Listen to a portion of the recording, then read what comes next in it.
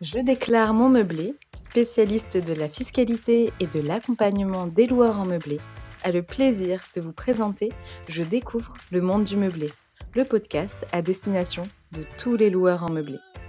Que vous envisagiez de vous lancer dans l'aventure de la location meublée ou que vous soyez déjà fin connaisseur des avantages de cette activité,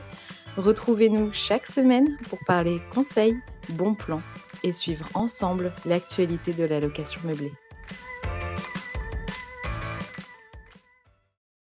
Bonjour à toutes et à tous et bienvenue dans ce nouvel épisode hors série consacré à la fiscalité de la location saisonnière au régime microbique. L'année dernière, nous avions déjà consacré un podcast à ce sujet, mais force est de constater que bien des choses ont changé depuis, l'occasion pour nous de vous proposer un tour d'horizon de toutes les mesures qui ont concerné le régime microbique depuis 2024, et pour vous, de faire le point et de vous assurer que vous avez toutes les clés en main pour déterminer la bonne fiscalité pour votre activité. Pour tout comprendre, il faut remonter à l'année 2023, la dernière avant plusieurs bouleversements.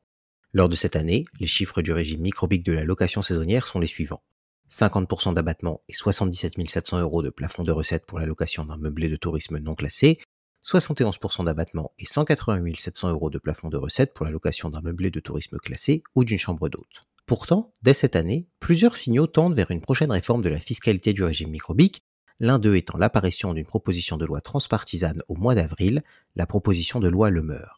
Toutefois, si vous avez suivi l'actualité sur ces derniers mois, vous aurez remarqué que la loi Le Meur n'est entrée en vigueur qu'au 1er janvier 2025, et ce n'est donc pas par elle que tous ces changements de fiscalité ont commencé. En effet, dès la fin de l'année 2023, des discussions ont lieu au moment de l'élaboration du projet de loi de finances 2024, et, au fur et à mesure des allers-retours du texte entre l'Assemblée nationale et le Sénat, ainsi que des recours à l'article 49.3 de la Constitution, un article de la loi de finances se glisse dans le texte final et réforme le régime microbique de la location de courte durée. Le problème, c'est que la rédaction de cet article a fait l'objet de très nombreuses questions dès l'entrée en vigueur de la loi de finances 2024, car, s'il ne faisait aucun doute que le but de l'article était de réduire les avantages fiscaux des loueurs de courte durée au régime microbique, l'interprétation qui en a été faite est tout autre. Pour faire court, voici ce qui en était. Pour les meublés de tourisme non classés, pas de débat, leur taux d'abattement plongeait à 30% et leur plafond de recettes à 15 000 €. Pour les meublés de tourisme classés, en revanche, deux interprétations du texte existaient. La première, certainement plus en accord avec l'intention du législateur, consistait à considérer que les meublés de tourisme classés voyaient leur abattement et leur plafond de recettes également tomber à 30% et 15 000 €. La seconde, à la faveur d'une imprécision du texte, permettait de considérer que rien n'avait changé pour les meublés de tourisme classés, qui conservaient leurs abattements et plafonds de 71% et 188 700 €. Par ailleurs, un nouveau passage prévoyait d'octroyer un abattement de 21% supplémentaire aux loueurs d'un meublé de tourisme classé qui serait situé en dehors d'une zone tendue, à la condition qu'il n'ait pas réalisé un chiffre d'affaires supérieur à 15 000 € sur l'année civile précédente. En fonction de l'interprétation retenue, avec un abattement initial de 30 ou 71%, ces 21% supplémentaires pouvaient donc donner lieu à un abattement de 51% ou de 92% pour les meublés de tourisme classés concernés.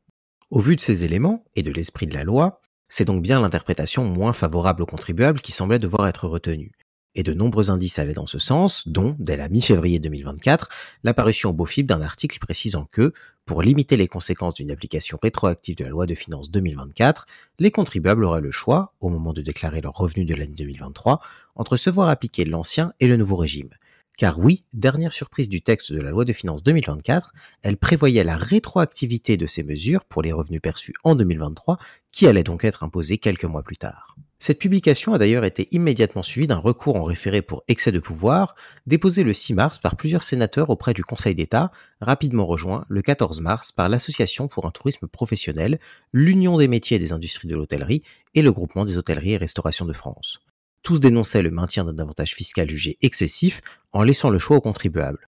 Mais la question n'a pas été tranchée avant l'ouverture de la période de déclaration des revenus. Ce n'est donc à partir de cet instant que les contribuables ont pu découvrir que, pour la déclaration de leurs revenus 2023 de location de courte durée, il leur était possible de continuer à bénéficier d'un abattement de 50% pour les meublés de tourisme non classés, de 71% pour les meublés de tourisme classés, et même de 92% s'ils en remplissaient les conditions. Ce n'est d'ailleurs que quelques semaines plus tard que le Conseil d'État devait finalement annuler l'article du BOFIP, mais les déclarations d'impôts avaient alors déjà été réalisées. C'est sur la base de cette rédaction incertaine que la loi Le Meur, loi davantage portée sur la diversification de l'arsenal législatif des communes plutôt que sur l'aspect fiscal de l'activité, a toutefois inséré dans cette disposition un article concernant le régime microbique de la location meublée, finalement adopté lors du passage du texte en commission mixte paritaire,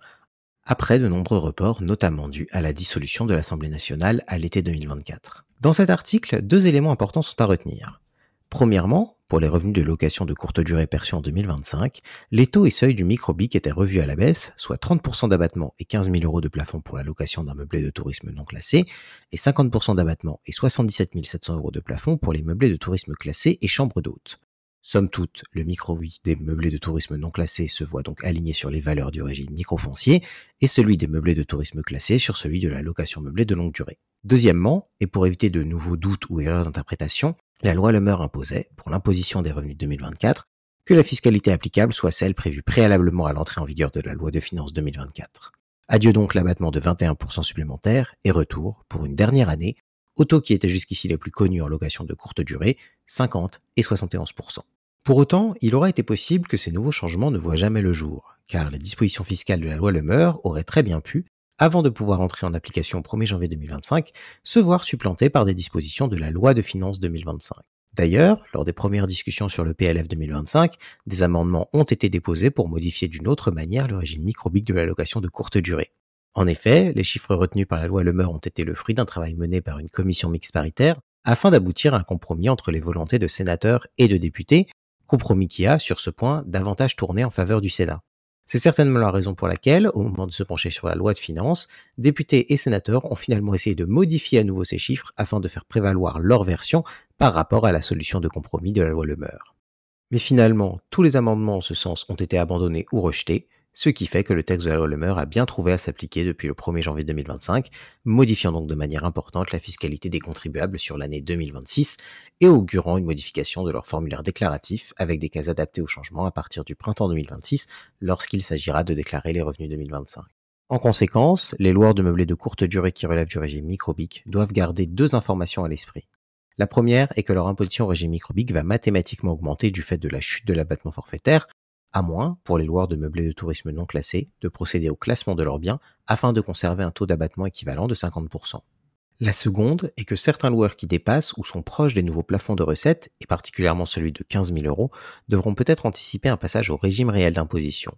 D'une manière générale, il est important pour les loueurs qui n'en relèvent pas encore de prendre le temps de considérer une transition vers le régime réel pour leur activité,